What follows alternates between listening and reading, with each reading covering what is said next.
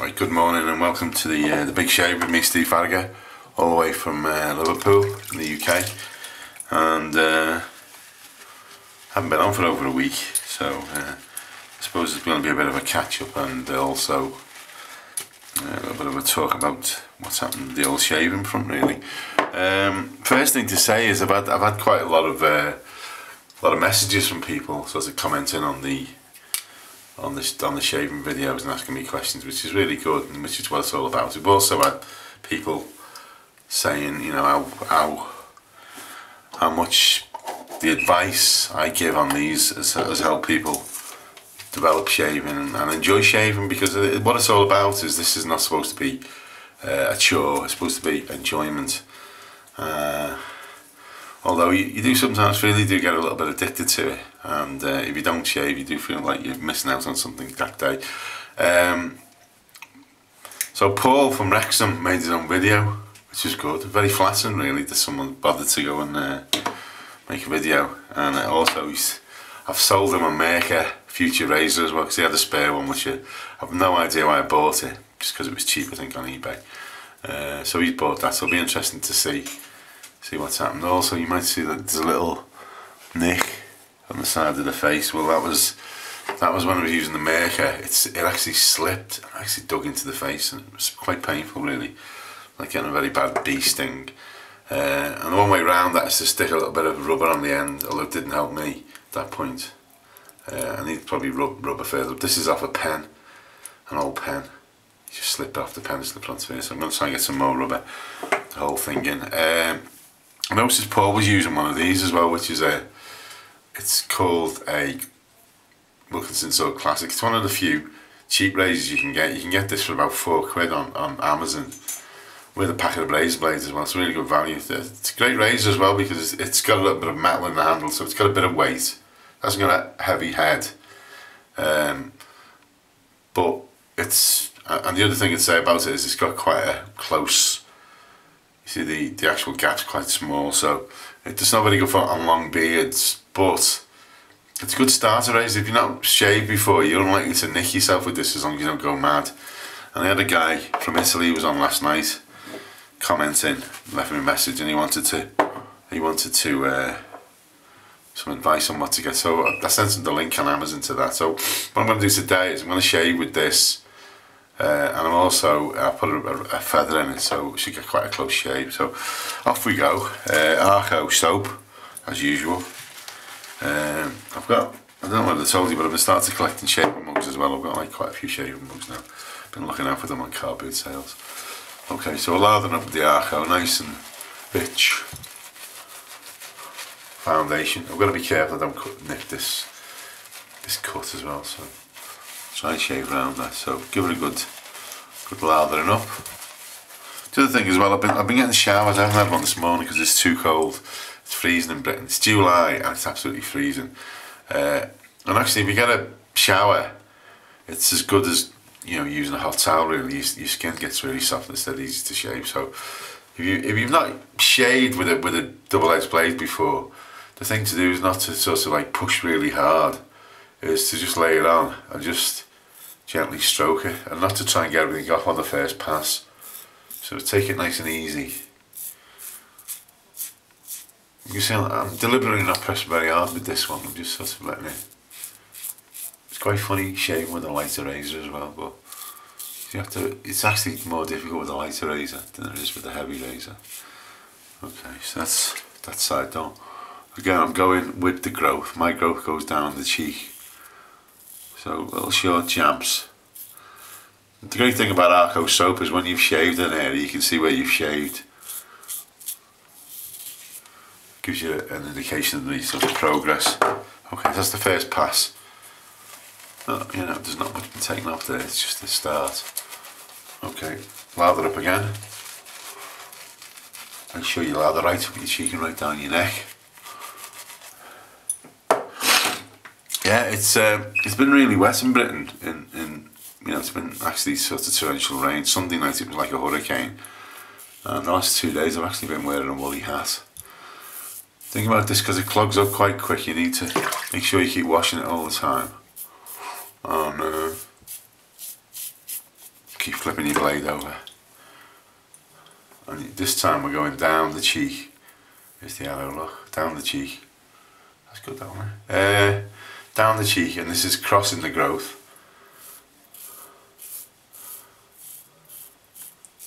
Again, I'm not pressing very hard. Pressing very hard at all. And if you wonder what that bleep is in the background, I mean, smoke alarm needs a battery. It's not a canary or anything like that. Okay, now that's not a bad shave actually. That's you know, a couple of years ago I'd consider that a really close shave. But obviously the trick with the three passes is to always try and pick it up on the last one. So this time we're going to go down the jaw, either side of the jaw, and then we're going to go up the face, and then on the neck we're going to try and pick up all the rough bits. So we're going to go down the jaw first, again really light.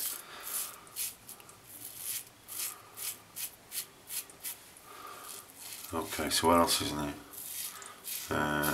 Relationship. Ooh, ooh. We're actually talking, we're actually sort of becoming more friendly really, which is good. And don't know where it's going to end, but it's better than it was 5-6 weeks ago. So it's always worth persevering. It's worth persevering with shaving, and it's also worth persevering with relationships as well. Okay, so again, I'm going still not putting any pressure on this. If I don't put any pressure on it, I'm not going to cut my face, you see. This is the whole issue. I think men, when they're shaving, think they've got to get it all in one go. And as a consequence, you end up digging the razor into your face. Okay, we're going up the cheek now. This is completely against the growth. And I'm going to just do a quick couple across the growth as well. We're going up. And the trick over all the time with shaving properly is to just check. That jawline is really smooth apart from there. And there's just a few little bits on the neck, so it's just a matter of picking them up.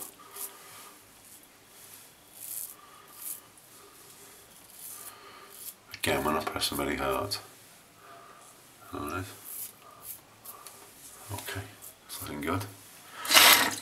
So how is everyone in all the different parts of the world? We've got someone in Hungary, we've got loads of people in America watching this. We're getting on average about 50 hits straight away, and that was a nice shave. This is a great razor, this. The price, it's a fantastic razor. So if you're still dicking around with multi-blade razors, then you need to go and get yourself one of these to start with. You're not going to break the bank. A couple of months of doing this, get yourself some decent blades, get yourself some feathers or some Gillettes or some Wilkinson sword. A couple of months of doing this, and then progress onto a maker. And then when you're feeling really brave, stick it on number 6, and you're getting the equivalent of a cutthroat shave. Okay, so that's, you can see how smooth that is.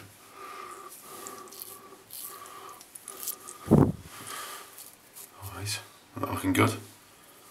Right, so, and I think importantly is the last bit is the cologne. So get some cologne, rub it into your hands, and then slowly rub it into your face.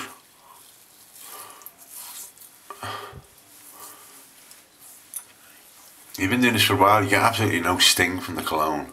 Don't think you're going to be jumping around, because it won't. And if you haven't cut it, obviously you're not going to get any stings at all. So there you go. That's the cologne. That dries the skin off. Let's just pat that down. And importantly as well as the moisturiser. This system of putting cologne and moisturiser on comes directly from the Turkish shaves we used to get. And it makes sense, you see, because what's happening is the cologne is drying the skin out. The moisturiser obviously put the moisture back in again. And also doing all this rubbing, it's a bit like having a face massage really. Your skin starts to improve. It's not a black really. I'm not just saying this because I think it's the right thing to do. It's not. It is the right thing to do. And we've had several people on here all say exactly the same as that. They've said, you know, the skin starts to improve. And you can actually go back to some of my early videos last year, and you can see an improvement in the skin, although I've been eating better as well. That's the other thing to say. My diet's improved considerably thanks to a shop that's opened in Kensington where I live. We've got an international food market, and what I've started doing, instead of going to supermarkets and doing a big weekly shop of like 60-70 quid, I go there every day or every other day and just buy enough food for 2 days. Food never goes off because you eat it, and you plan you eat it, and you have to walk around there, and you don't eat as much. You've got to put, I'm calling it active eating really, that you sort of, or active shopping, that you actually shop with a purpose for that day. And it's a very old-fashioned notion really. You never get a trolley, you always get a basket. So you know, there's never the temptation to fill your trolley up. I was fed up with milk going off, because I used to buy massive amounts of milk because it was so cheap. And now what I do is I buy smaller amounts of milk, smaller amounts of everything, and it never goes off because you're going to eat it within 1 or 2 days. And the great thing about this market is it's being run by these local guys, these 3 Indian guys. They live from Liverpool, but the father was Indian, and a Turkish man. And they put all this money in this market, and it's fantastic. I'm gonna make a video in there one day, so instead of a shaving video, we'll have a video about the market. But if you've got a local market like that, you need to support it really. Mostly local shops weren't very good round here, and we ended up getting a Tesco Express, which I'm not a big fan of. I think it's quite expensive. There's always a temptation to buy things like ready meals. So what I've started doing, I've actually started making meals more than just buying meals. So I'll buy the constituents of the meal, the fruit and the veg and the meat, and make it. And I'm going to be in Turkish as well. I can practice Turkish on them because I speak a little bit of Turkish. So if there's any Turkish people out there watching, I should say a few things really. I should say, Merhaba, nasılsınız? Çok iyi teşekkür ederim. Siz nasılsınız? And I'd also say Alas Maladik, which is goodbye in Turkey, or İyi günler, or whatever it is. So it's a big chop goes out, big shave from me, Steve Farragher. Keep watching. I'm going to try and do a couple this week. I just thought it'd be nice to do one, talk about the weather, try a different razor and all the other stuff. So keep watching, and I'll speak to you all soon. So it's a big goodbye from me, Steve Farragher in Liverpool, and the big shave. Carry on watching, carry on shaving, and improve your diet as well by shopping locally. It improves the local economy and improves you as well. Okay, goodbye.